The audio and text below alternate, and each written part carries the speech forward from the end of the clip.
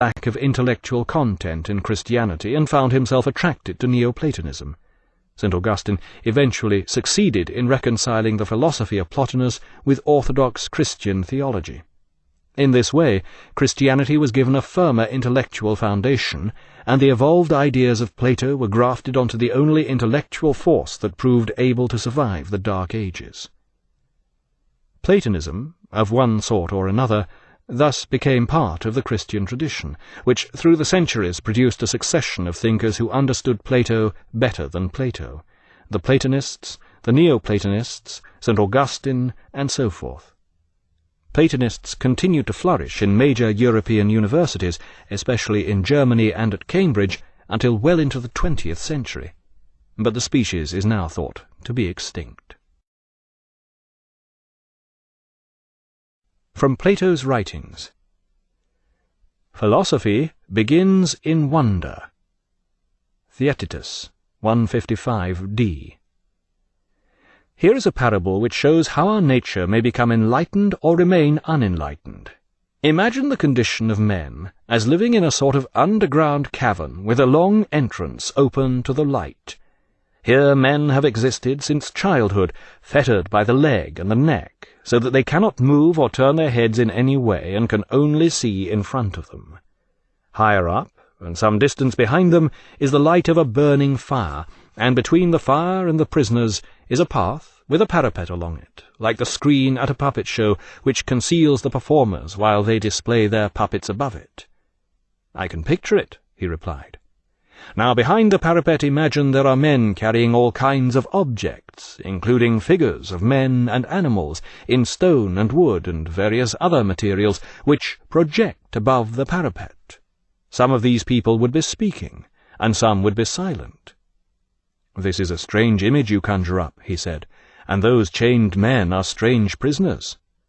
"No, they are just like us," I replied, "for to begin with, do you think such prisoners would see anything of themselves or of one another, except for the shadows cast by the firelight onto the wall of the cave facing them? How could they see more if their heads are prevented from turning? And they would see just as little of the objects being carried past, of course. Now, if they were able to talk to one another, surely they would suppose that in naming the shadows they saw, they were in fact naming the actual objects." "Certainly.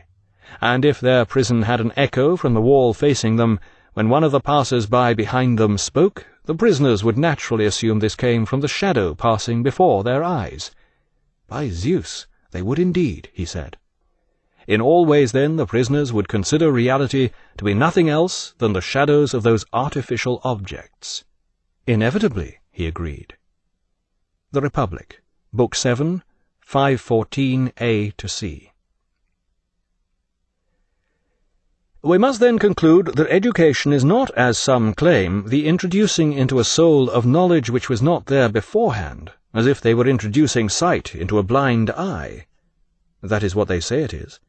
But our argument shows that the capacity for understanding truth is innate in each man's soul, and that the way in which he learns is like an eye which cannot be turned from the darkness toward the light except by turning the whole body. In the same way, the entire soul must be turned away from this world of change and shadows until its eye is able to endure the bright, shining light of reality, and the brightest of all realities, which we have called the good. The Republic, Book 7, 518, b to c. God is blameless. The Republic, Book 10, 617e. Do not forget that popular favour is a way to achievement, whereas an arbitrary temper has solitude for company. Letters 4, 321c. A man is just in the same way that a state is just, and we must not forget that justice in the state means that each of the three classes found within it is performing its proper function. Each of us is just and does his duty only when each part of us performs its proper function. The Republic, Book 4, 441d, c in some translations. It is the business of reason to rule, exercising wisdom and foresight on behalf of the entire soul, while the spirited element should act as its subordinate and ally. When these two elements have been reared and trained to understand their own true functions, they should be set to rule over the mass of our appetites, which make up by far the largest part of our soul, and are by nature insatiable. These ever-demanding appetites must be watched over with constant vigilance, so as to prevent them from gorging themselves on the so-called pleasures of the body, and thus becoming so huge and insatiable that the body no longer fulfills its proper role, but instead attempts to overturn and enslave the entire life of man. The Republic, Book 4, 441e, 442a. I had a dream. And in this dream I was told that the first elements, out of which all things, including you and I, are made, are such that no one can give an explanation of them. Each of them by itself can only be named. We cannot attribute anything further to them. We cannot even say that they exist, or that they do not exist, if we mean to speak of them alone, for to do so would be to imply the attributes of existence or non-existence. We cannot define any of these primeval elements. They can only be named, for they have nothing but a name. Yet the things composed of these elements, because they are thus complex, are defined by a combination of names which makes up a description, for a description is the essence of their definition.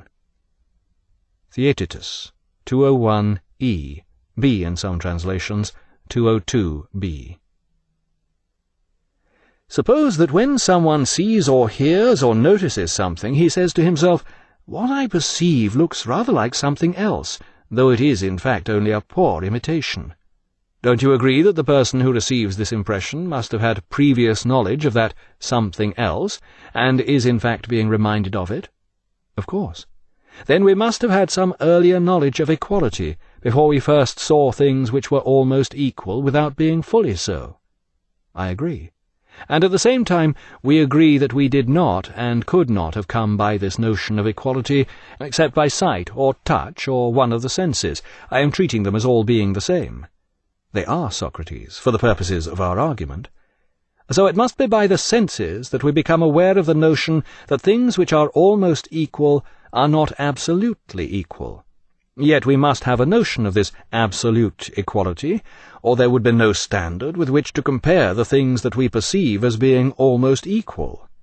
That sounds logical enough, Socrates. But surely we first see and hear and use our senses only at birth. Of course.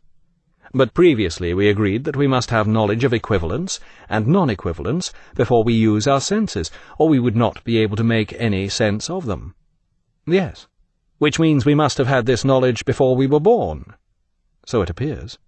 Therefore, if we had this knowledge before we were born, and knew it when we were born, this means we had knowledge not only of equality and relative equivalence, but also of all absolute standards, and this same argument which we applied to absolute equality applies just as much to the absolutes of beauty, goodness, morality, and holiness, and also, I maintain, to all those characteristics to which we apply the term absolute. This shows that we must obtain knowledge of such absolutes before we were born. Phaedo, 73c, 74e, and etc. It is said that Socrates had a dream about a cygnet which sat on his knees. It quickly grew plumage and became a swan, then flew off, letting out a loud, sweet cry. Next day, Plato was introduced to Socrates as a pupil, and Socrates immediately recognized him as the swan in his dream. Diogenes Laertius, Lives of the Eminent Philosophers, Book 3, 5. The other side of Plato. The strongest principle is that everybody, whether they are male or female, should have a leader. Likewise, no one should get into the habit of doing anything at all on his own initiative, either in earnest or in jest. Both in war and during time of peace, he should respect his leader and follow him faithfully. He should look up to his leader and follow his guidance in even the smallest matters. For example, he should get up, move around, wash, and have his meals, only at such times as he has been ordered to do so. In other words, he should get into the habit, by a long process of training, of never even dreaming or acting independently, and thus becoming utterly incapable of such action. In this way, the life of all is spent in total community. There is no law, and there never will be one, which is above this. It is the most effective way of achieving salvation and victory in war, and in peacetime, and from earliest childhood, this should remain the highest law.